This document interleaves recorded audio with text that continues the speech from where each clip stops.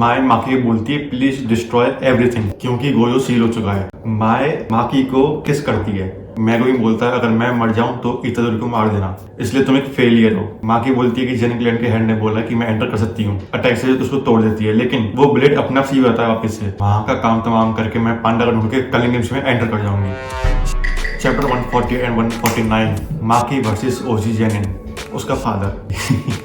तो basically starting ऐसी होती है कि माकी गली से निकलते हुए एक वेयर हाउस की तरफ जा रही होती है। मतलब बेसिकली माकी एक केव टाइप गुफा के अंदर घुसती है और वहाँ पे वो जा रही होती है जेनिन क्लैन के जो कर्स्टबल का जो वेयर हाउस है उसके अंदर जा रही होती है। वो तभी उस वेयर हाउस के गेट के पास पहुंचती माकी को उसकी मम्मी दिखती है और कहती है, उसकी मम्मी कहती है माकी से कि माकी तुम्हें पता है ना जेनिन क्लैन के अंदर तुम्हारा एंटर करना मना है। माकी बोलती है कि जेनिन क्लैन के हेड ने बोला कि मैं एंटर कर सकती हूँ। तभी माकी की मम्मी बोलती है कि माकी मेरी लाइफ में कम से कम एक बार तो मेरे को प्राउड फील कराओ तुम।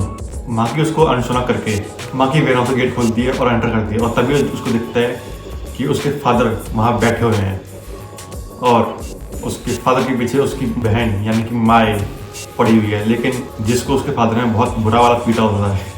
माकी फादर माकी से बोलता है कि माकी हमें लगा ही था कि तुम यहाँ पर जरूर आओगी, इसलिए हमने तुम्हारे आने से पहले जितने भी कर्स्टबल थे हमने सारे डिस्ट्रॉय कर दिए हैं और अब हम माई जेनिन, माकी जेनिन और मैगो फुजीगुरो को मार देंगे क्योंकि वो गोजो को प्रिजन वैन से रिलीज करना चाहते हैं। फिर स्टार्ट होती है माकी और उसके फादर के बीच की लड़ाई। माकी एक हाथ से अपनी तलवार निकालती है और अपना फाइट करने के लिए रेडी होती है। जैसे ही लड़ाई चालू होती है जो पहला अटैक है वो माकी के फादर उस पर करता है माकी पे। तो जैसे ही माकी का फादर उस पर अटैक करता है माकी उसे डॉज कर लेती है। फिर माकी उसका ब्लेड तोड़ देती है, यानी कि जो माकी के फादर के पास जो ब्लेड था जिससे उसने अटैक किया था माकी के ऊपर, वो माकी उस एक ही अटैक से उसको तोड़ देती है, लेकिन वो ब्लेड अपना सी होता है वापस से।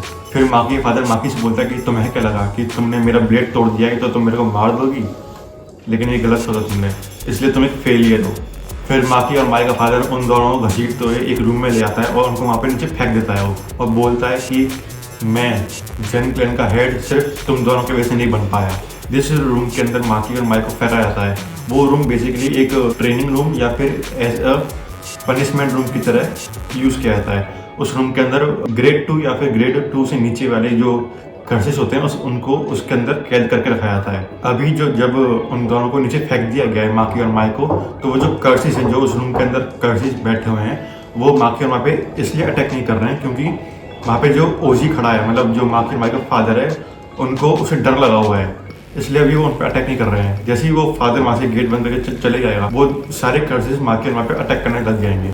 फिर माकी और माई का फादर वहाँ से गेट बंद करके चले जाता है और जब वो चले आता है तो जितने भी कर्सेस थे उस रूम के अंदर वो सारे माकी और माई पे अटैक करना चालू कर देते हैं। फिर माई उठती है और माकी की हार्ट बीट चेक करती है कि वो जिंदा तो है कम से कम। फिर माकी की हार्ट बीट चेक करने के बाद माई बोलती है तुम हमेशा की तरह टफ थी और आज भी टफ ही हो। देखो जो माकी और माई हैं वो बेसिकली ट्विन सिस्टर्स हैं, ठीक है। तो जो पावर माकी के पास है वो माई के पास नहीं है, लेकिन जो पावर माई के पास है वो माकी के पास नहीं है। जैसे माई कर्सेस को देख सकती है ना, वैसे माकी कर्सेस को नहीं देख सकती, इसलिए माकी को कर्सेस को देखने के लिए एक कर्स टूल का इस्तेमाल करना पड़ता है, जैसे कि कर्स ग्लासेस। माकी के पास कोई भी कर्स एनर्जी नहीं है, लेकिन माई के पास कर्स एनर्जी है और जो पावर माकी के पास है वो माई के पास नहीं है। जैसे कि नेचुरल फिजिकल स्ट्रेंथ जो है वो माकी के पास बहुत ज़्यादा है माई के मुकाबले में, और जो फ्री विल है, जो माकी की विल है बहुत ज़्यादा फ्री है। वो बेसिकली वो खुद को फ्री रखना चाहती है, लेकिन माई नहीं रख सकती, उसको बहुत ज़्यादा डर लगता है।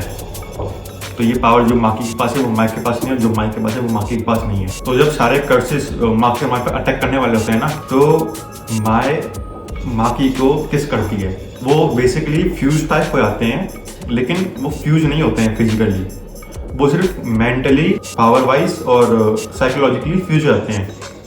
जो पावर माई के पास थी वो सारी पावर माकी के पास आती है, लेकिन माई अपनी सारी पावर माकी को नहीं देती है। वो अपनी कर्स्ड एनर्जी जो माई के पास है माकी के पास नहीं है, वो माकी को नहीं देती है। लेकिन उस कर्स्ड एनर्जी के अलावा जो पावर माई के पास थी वो माकी के पास नहीं थी, माई सारी पावर अपनी ट्रांसफर करती थी माकी के अंदर। इस चीज़ से माकी को बहुत इंटेंस वाला एक बूस्ट मिलता है पावर में। तो जब ये सब जब प्रोसेस हो रहा होता है माकी और माई का फ्यूज होने का, तो माई जो होती है ना वो अनकॉन्शियस हो चुकी होती है पहले। जब वो उसके फादर उसको नीचे फेंकते हैं तब वो अनकॉन्शियस ही होती है। जब उसको ये सब प्रोसेस हो रहा होता है ना, तो उसको एक ड्रीम आता है कि ये सब चीज़ें एक ड्रीम के अंदर हो रही हैं कि मैं और वो फ्यूज हो रहे हैं। तो जब वो ड्रीम चल रहा होता है तो माई माकी से बोलती है, बेसिकली वो बहुत सारी बातें करती हैं, लेकिन जो मेन पार्ट है मैं तुम्हें वो बता देता हूँ। माई माकी को बोलती है कि प्लीज तुम ये सब डिस्ट्रॉय कर देना। माई माकी बोलती है प्लीज डिस्ट्रॉय एवरीथिंग। फिर माकी जग जाती है और वो देखती है कि वो जो उसने देखा ड्रीम के अंदर वो ड्रीम नहीं था, वो एक्चुअली में रियलिटी थी। जगने के बाद वो देखती है कि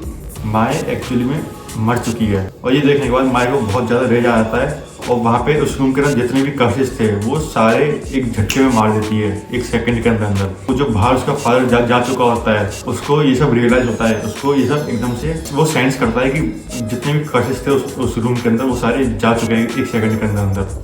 आखिर वहाँ पे हुआ क्या है। फिर जैसे ही माकी का फादर पीछे मुड़ता है, वो गेट जो रूम का गेट था वो अपने आप ओपन हो जाता है और वहाँ से निकलती है माकी। फिर जो उसको जो ओजी है, जो माकी और माई का फादर है, उसको एक फीलिंग आती है जो फीलिंग डर की होती है और वो फीलिंग वो पहले महसूस कर चुका है तो ओजी जेनिन के टाइम पे। फिर ये सब देख के माकी का फादर माकी पे अटैक करने जा रहा होता है और बोलता है कि मैंने तुम्हें पहले भी एक बार हरा चुका हूँ और अभी मैं तुम्हें हरा दूंगा। लेकिन जैसे ही वो उस पर अटैक करने जा रहा होता है, माकी एक सेकंड में चुटकी बजाती उसका सर खोल देती है और फिर वहीं पे उसका गेम खत्म, फाइट खत्म। चैप्टर 148 और 149 यहीं पे खत्म होते हैं। अब ओजी जेनिन को मतलब अपने फादर को मारने के बाद वो जाती है जेनिन क्लैन को ख़त्म करने के लिए, क्योंकि माया ने उसको ये बोला था प्लीज़ डिस्ट्रॉय एवरीथिंग। मतलब वो पूरी जेनिन क्लैन को ख़त्म कर देगी जो वहाँ पे मौजूद था। सिर्फ मेगुमी फुशिगुरो और माकी जेनिन बचेंगे जेनिन क्लैन के अंदर। नेक्स्ट वीडियो में देखेंगे हम माकी वर्सेस जेनिन क्लैन, जब वो डिस्ट्रॉय कर देती है बेसिकली सबको। Sayonara violence.